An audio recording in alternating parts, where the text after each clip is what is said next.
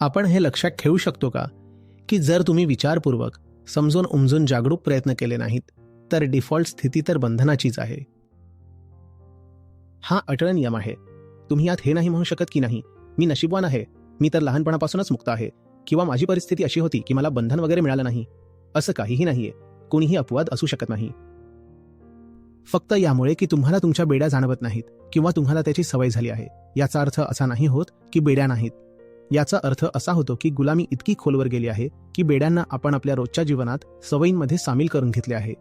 हे देखील होऊ शकतं की बेड्यांना आपण धार्मिक काही माळा वगैरे बनवलं असेल आणि विचार करत असू की हे पण होऊ शकतं की आपण त्यांना प्रेमाची भेट बनवलंय आणि म्हणतोय की बघा ब्रेसलेट आहे, दागिना आहे, खरं तर त्या बेड्याच आहेत आणि त्यावर तुम्ही गोल्डन पेंट केलं आहे. बघा ही तर प्रेमाची निशाणी आहे, मला मिळाली होती.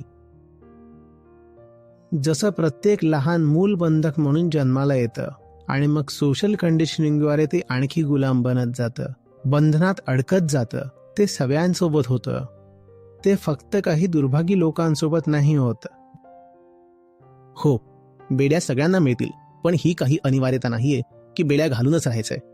त्या तोडल्या जाऊ शकतात. मग मनुष्य जन्माचाच बहुधा उद्देश हाच आहे की त्या बेड्या ज्या घेऊन जन्माला येतात आणि त्या बेड्या ज्या पुढे आणखी जास्त मजबूत आणि कठीण होत जातात, तुमच्या मनगटाला आपल्या पकडीत घेत जातात. त्या बेड्यांना ओळखा आणि तोडून टाका. जर ती बेडी मनगट बनली असेल तर मनगटालाच कापून टाका.